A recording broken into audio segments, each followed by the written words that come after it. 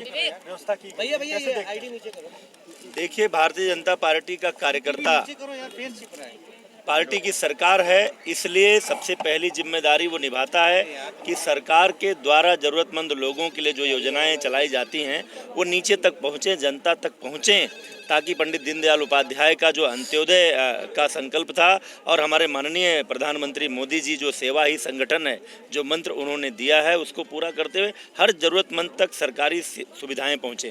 लेकिन इससे अलग हटकर भी हमारे कार्यकर्ता अपने सामर्थ्य से, समाज के ऐसे लोग जो सामर्थ्यवान हैं उनके सहयोग से भी ज़रूरतमंद लोगों की मदद करते हैं। इसी क्रम में हमारे अवध क्षेत्र के क्षेत्रीय उपाध्यक्ष आदरणीय राजीव मिश्रा जी ने अपने ममता चैरिटेबल ट्रस्ट के माध्यम से एक अभियान चला रखा है लखनऊ महानगर में कि कोई भी ज़रूरतमंद इस सर्दी में बिना कंबल के ना रहे। जो मेधावी छात्र छात्राएं गरीब परिवारों के हैं उनको साइकिल मिल सके, दिव्यांगों को उनके आवश्यक उपकरण मिल सकें, जो अनाथ बच्चे अनाथालयों में रहते हैं उनको एक अभिभावक की कमी महसूस ना हो, ऐसा एक पुनीत काम ममता चैरिटेबल ट्रस्ट के माध्यम से कर रहे हैं। उनका उत्साहवर्धन करने के लिए और उनके इस अच्छे कार्य को देखने के लिए मैं आज यहाँ पर आया हूँ। सरकार और किसानों के संगठन में आज फिर से वार्ता होनी है। ऐसे में सोनिया गांधी जी हो, राहुल गांधी जी हो या अन्य विपक्षी दल हो, प्रियंका जी ने भी ट्वीट किया। उनका कहना है कि सरकार जो है काफ़ी क्रूर है और निर्मम तरह से लोगों पे आंसू गैस की गोले छोड़े जा रहे हैं। देखिए, पहली बार ऐसा हुआ है आज़ादी के बाद कि कोई सरकार ऐसी है कि किसानों ने जब आंदोलन शुरू किया तो सबसे पहले सरकार ने तुरंत वार्ता के लिए हाथ बढ़ाया। माननीय प्रधानमंत्री जी ने, माननीय गृह मंत्री जी ने, कृषि मंत्री जी लगातार किसानों से अनुरोध कर रहे हैं कि आपकी जो बातें हैं, आप जो कहना चाह रहे हैं वो आकर सरकार से कहें। सरकार जितना संभव होगा जो जेन्युइन बातें उस पर विचार करेगी। अब चूंकि आंदोलन को कुछ लोगों ने राजनीतिक रंग दे दिया है, उसको गलत दिशा देने की कोशिश कर, आप देखिए ना, मैं कह रहा हूँ सरकार और किसानों के बीच बात होने दीजिए। किसान अपनी बात रखेंगे, सरकार उनकी बातों को सुनेगी, उसका समाधान प्रस्तुत करेगी। लेकिन ये समाधान ना हो, ये गतिरोध बना रहे, राजनीतिक रोटियां सेक सकें, इसलिए सबसे बड़े किसान जो इस देश के हैं, सोनिया जी, राहुल जी, जिन लोगों ने किसानों के कितने हेक्टेयर जमीनों को कब्जा कर लिया अपनी महत्वाकांक्षाओं की पूर्ति के लिए, वही लोग अब किसानों की बात कर रहे हैं। देश समझ रहा है क्या हो रहा है। प्रधानमंत्री जी ने अभी विगत दिनों माननीय अटल बिहारी वाजपेयी जी के जन्मदिन पर देश के किसानों से सीधा संवाद करते हुए उनकी सभी आशंकाओं का समाधान किया है और देश का किसान इस बिल से संतुष्ट है।